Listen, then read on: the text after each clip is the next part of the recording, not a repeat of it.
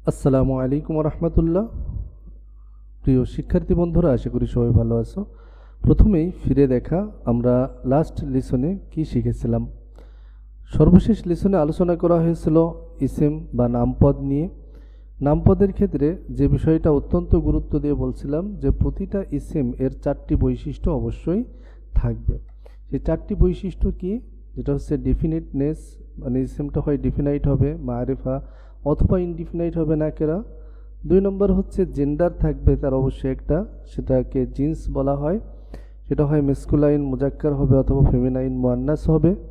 3 নম্বর যে বিষয়টা ছিল তার একটা নাম্বার থাকবে আদাদ, এটা হয় সিঙ্গুলার হবে অথবা ডুয়াল তাসনিয়া হবে অথবা প্লুরাল জামা হবে। এবং 4 নম্বর যে বৈশিষ্ট্যটা থাকবে ইসিমের সেটা হচ্ছে ইরাব, অর্থাৎ লাস্ট কন্ডিশন অফ ইসিম। এটা আরবিতে অত্যন্ত গুরুত্বপূর্ণ, সেটা হয় পেশ বিশিষ্ট হবে অথবা জবর বিশিষ্ট হবে অথবা জার বিশিষ্ট হবে অথবা জজম বিশিষ্ট হবে। কোনো একটা অবস্থায় ইসিমটা অবশ্যই থাকবে। ইকরা বিসমি রাব্বিকাল্লাযী খালাক। তো আজকে আমরা লিসন 4 নিয়ে আলোচনা করব। লিসনের 4 এর যে আলোচ্য বিষয় সেটা হচ্ছে ইসিম, যেটা ডেফিনেটনেস, মানে যে 4টা ক্রাইটেরিয়া ইসিমের, 4টা যে বৈশিষ্ট্য, এই 4টা বৈশিষ্ট্যের ভিতরে প্রথম বৈশিষ্ট্যটা আজকে আমরা শিখব, সেটা হচ্ছে ডেফিনেটনেস। পৃথিবীতে যত ইসিম আছে অর্থাৎ নামপদ আছে আরবিতে, সেই নামপদগুলোকে 2টা ভাগে ভাগ করা যায়। তার একটা হচ্ছে ডেফিনাইট আর একটা হচ্ছে ইনডিফিনাইট। ডেফিনাইট বলতে আসলে কি বোঝায়, যেমন আমরা ইংলিশের ক্ষেত্রে ইনডিফিনাইট বলতে আমরা বুঝি অনির্দিষ্ট যে নাউনগুলো, যেমন এ বয়, অ্যান অরেঞ্জ, এ ম্যান, এই স্টুডেন্ট, এই জাতীয় এ অথবা এন দ্বারা যে নাউনগুলা বলা হয়।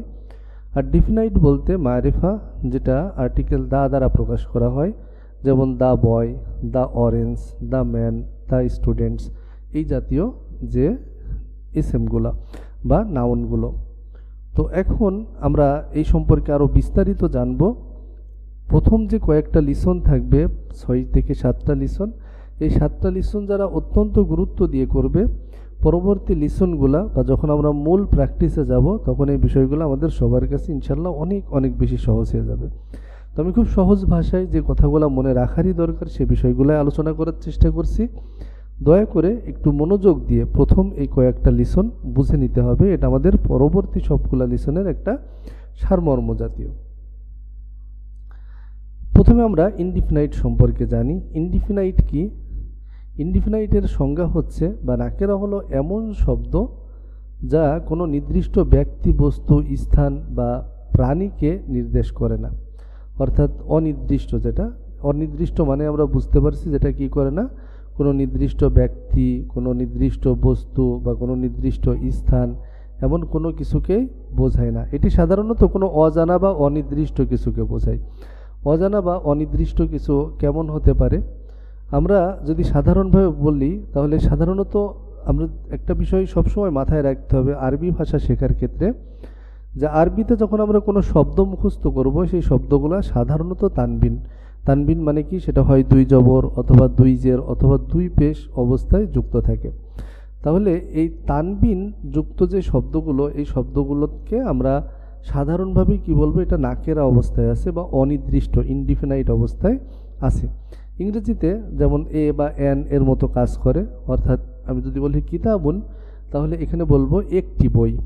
আমি যদি বলি রজুলুন তাহলে বলবো একজন মানুষ।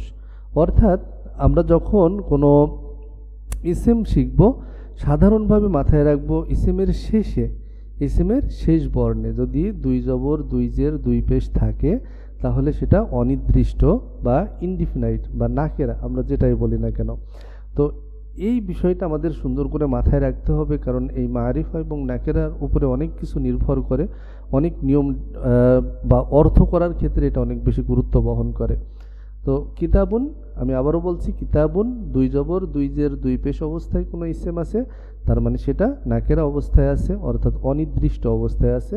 এটাকে আমরা সাধারণভাবে আর্টিকেল সহ যেমন একটা নাউন উচ্চারণ করি, কিতাবুন মানে বই, কিন্তু আমরা শুধু বই না বলে এটাকে বলবো একটি বই। রজুলুন মানে একজন মানুষ, ম্যান, এটাকে আমরা শুধু ম্যান না বলে এ ম্যান বা একজন মানুষ এইভাবে শব্দটার অর্থ করার চেষ্টা করব। এরপরে আসি যে বিষয়টা আছে সেটা হচ্ছে, এরপরের বিষয়টা হচ্ছে ডিফিনাইট কি, মারিফা কি। তাহলে মারিফা সম্পর্কে আমরা আগেই ধারণা নিলাম যে ইংলিশে আর্টিকেল দা ব্যবহার করা হয় যে ক্ষেত্রে, এর সংজ্ঞা হলো এমন শব্দ যা কোনো নির্দিষ্ট ব্যক্তি, বস্তু, স্থান বা প্রাণীকে নির্দেশ করে।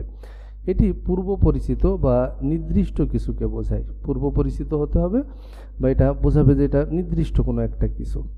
তো এই পূর্ব পরিচিত বা নির্দিষ্ট কোনো কিছু বোঝানোর জন্য আমরা যে বিষয়টা দেখতে পারি সেটা হচ্ছে, সাধারণভাবে আমরা যে বিষয়টা মনে রাখব যে আরবি শব্দের শেষে বেশিরভাগই তানবিন থাকে। যে বিষয়টা আমরা বললাম যে আমরা যখন পড়বো সেটা ইনডিফিনাইট। সাধারণ যে নিয়ম, একটা ইনডিফিনাইটকে ডিফিনাইট করার সাধারণভাবে দুইটা নিয়ম রয়েছে। তার একটা হচ্ছে আলিফলাম অথবা ইয়া যুক্ত করি। মানে আমরা একটা ইনডিফিনাইট এসএম আছে সেটাকে ডিফিনাইট বানাবো, তাহলে আমরা যদি সেই এসএম এর সাথে আলিফলাম যুক্ত করি অথবা ইয়া যুক্ত করি তাহলে শব্দটি ডিফিনাইট হয়ে যাবে। যেমন ইয়া আল্লাহ যখন আমরা বলছি তখন নির্দিষ্ট একজনকে বোঝাচ্ছে, আল্লাহকে।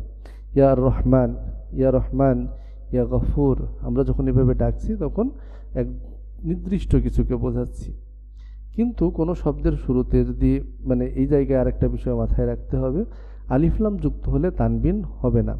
আবার ইয়া দ্বারা ডিফিনাইট করলে তখন আর আলিফলাম যুক্ত করা যাবে না। মানে আমি ইয়া আর রহমান বলতে পারবো না, ইয়া আল গফুর বলতে পারবো না। মানে যখন ইয়া দ্বারা নির্দিষ্ট করা হবে তখন আলিফলাম যুক্ত হবে না। আবার যদি আমি বলি কিতাবুন, এটাকে যদি আমি ডিফিনাইট করি তাহলে হবে আল কিতাবু, মানে কিতাবুন আর বলা যাবে না, মানে তানবিন রাখা যাবে না। তানবিন হচ্ছে ইনডিফিনাইটের চিহ্ন আর আলিফলাম হচ্ছে ডিফিনাইটের চিহ্ন। অর্থাৎ কিতাবুন এ বুক, আল কিতাবু এটা হচ্ছে দা বুক, এমন অর্থ দিবে, মানে বইটি এমন নির্দিষ্ট করে বোঝাবে। তো মারিফার ক্ষেত্রে আমরা যে বিষয়টা একটু আগে বলছিলাম, যেমন কিতাবুন একটি বই, আর এটাকে ডিফিনাইট করতে পারবো আলিফলাম যুক্ত করে আল কিতাবু। অথবা মুসলিমন এ মুসলিম বা একজন মুসলমান, এটাকে আমরা চাইলে বলতে পারবো ইয়া মুসলিম। ইয়া আল মুসলিমও কিন্তু কোনোভাবেই বলা যাবে না। তো এছাড়াও আরবিতে আরও কিছু শব্দ আছে যেগুলো সর্বদাই ডিফিনাইট বা মারিফা হিসেবে ব্যবহার হয়। আমি প্রথম ক্লাসে আলোচনা করছিলাম, দ্বিতীয় লিসন 2-তে আলোচনা করছিলাম যে আরবি ইসেম মূলত, যেহেতু আরবিতে পার্টস অফ স্পিচ মাত্র 3টা, ইসেম, ফেল এবং হরফ, তাহলে আমাদের ইংলিশে যে পার্টস অফ স্পিচ ছিল তার ভিতরে অনেকগুলো পার্টস অফ স্পিচ ইসেমের অন্তর্ভুক্ত। এর ভিতরে যেমন প্রোনাউন ছিল হচ্ছে অ্যাডজেক্টিভ, এই ধরনের বিভিন্ন পার্টস অফ স্পিচ যেটা ইসেম হিসেবে ব্যবহার হয়ে থাকে। তো এর ভিতরে কিছু বিষয় রয়েছে যেটা এমনিতেই ডিফিনাইট, মানে তারকে আর নতুন করে ডিফিনাইট করার কোনো প্রয়োজন হয় না, বা আলিফলাম বা ইয়া যুক্ত করার প্রয়োজন হবে না। তো এই ধরনের ডিফিনাইট শব্দগুলো আমরা অবশ্যই চিনে রাখবো। তার ভিতরে প্রথমে রয়েছে প্রপার নাউন, যেগুলা ইসমু আলাম, যেমন হচ্ছে মাক্কাতু, মাক্কা একটা শহরের নাম, সূরাতুল ইউসুফ একটা সূরার নাম, কুরআন একটা গ্রন্থের নাম, মুসা একজন নবীর নাম। তো এভাবে এই শব্দগুলো আগে থেকেই ডিফিনাইট, এগুলো আলিফলাম বা ইয়া যুক্ত করার কোনো প্রয়োজন নেই, এগুলো অলরেডি সবসময় ডিফিনাইট থাকবে, যে কোনো ব্যক্তির নাম। এরপরে যেটা রয়েছে ডিফিনাইটের ক্ষেত্রে ডেমনস্ট্রেটিভ নাউন, মানে ইসমে ইশারা বলা হয় যেটাকে। ডেমনস্ট্রেটিভ কোনগুলো? ইংলিশে যেমন হচ্ছে দিস, দ্যাট, দিস, দোজ, এগুলো হচ্ছে ডেমনস্ট্রেটিভ। তো এর যে আরবি শব্দগুলো রয়েছে হাজা, হাজিহি, জালিকা, তিলকা, এই ধরনের যে আরবি শব্দগুলো রয়েছে যেগুলো ইসমে ইশারা হিসেবে ব্যবহার হয়, এই সমস্ত ইসমে ইশারা সর্বদাই ডেফিনাইট থাকবে। এর জন্য আলিফলাম বা ইয়া আমাদের খোঁজার প্রয়োজন নেই। এরপরে ডেফিনাইট হিসেবে ব্যবহার হয় রিলেটিভ নাউন। রিলেটিভ নাউনকে ইসম মাউসুল বলা হয়। রিলেটিভ কোনগুলো? আমরা রিলেটিভ প্রোনাউন হিসেবে যে শব্দগুলো চিনি, হু, হুইচ, হোয়াট, দোজ, বা এই যে শব্দগুলো দুইটা বাক্যকে যুক্ত করার জন্য ব্যবহার হয়, যারা ইংলিশ গ্রামার সম্পর্কে ধারণা রাখেন তারা জানেন। তাহলে এই যে শব্দগুলো, এই শব্দগুলোকে এসএম এর ভিতরে ইসমে মাউসুল এর নাম বলা হয় বা রিলেটিভ নাউন বলা হয়। আল্লাজি, আল্লাতি, আল্লাজিনা, এই শব্দগুলো সবসময় ডেফিনাইট, এটাকে আলাদাভাবে ডিফিনাইট করার কোনো প্রয়োজন হবে না। তো এরপরে যে শব্দগুলো রয়েছে তার ভিতরে রয়েছে সমস্ত প্রোনাউন, যেমন হচ্ছে আনা, আই, মানে আমি, নাহনু ওই, আমরা, হুয়া সে। এখন এগুলাকে ইংলিশে প্রোনাউন আলাদাভাবে নামকরণ করা হলো, আরবিতে এটাকে জমির বলা হয়, কিন্তু সমস্ত জমিরই মূলত ইসিম। আর এটা কোন ধরনের ইসিম? এই শব্দগুলো অবশ্যই ডেফিনাইট ইসিম, অর্থাৎ একেবারেই নির্দিষ্ট ইসিম। তো আশা করি ডেফিনাইট বিষয়টা বুঝতে পারছেন। আর ইনডিফিনাইট মূলত যার সাথে দুই জবর, দুই জের, দুই পেশ, তানবিন অবস্থায় যুক্ত থাকে। তো এখন পর্যন্ত আমি কোনো প্রশ্ন যেহেতু পাইনি, তাহলে আমাদের সর্বশেষ যে পার্টটা অ্যান্সারিং কোশ্চেন পার্ট, এই পার্টটা এখন পর্যন্ত আমরা অ্যাড করতে পারছি না। যদি আপনাদের কোনো প্রশ্ন থেকে থাকে তাহলে অবশ্যই সেটা কমেন্টে জিজ্ঞাসা করবেন। আমরা প্রতিটা পরের লিসনেই, ঠিক ইমিডিয়েট পরের লিসনেই সে প্রশ্নগুলো সলভ করার চেষ্টা করব ইনশাল্লাহ। লিসন 5-এ আমরা ইনশাল্লাহ শিখব জেন্ডার সম্পর্কে, জিন্স সম্পর্কে আলোচনা করব, যেটা হচ্ছে ইসিমের দ্বিতীয় বৈশিষ্ট্য। সবাই ভালো থাকবেন। যদি ভিডিওগুলো ভালো লেগে থাকে তাহলে অবশ্যই আপনার টাইম লাইনে শেয়ার করে রাখবেন, বন্ধুদের সাথে শেয়ার করে রাখবেন। একজন মানুষ যদি আমার এই ভিডিও থেকে উপকৃত হয় তাহলে আমি জীবনে সার্থক হব। দেখা হবে পরবর্তী ভিডিওতে। আল্লাহ হাফেজ।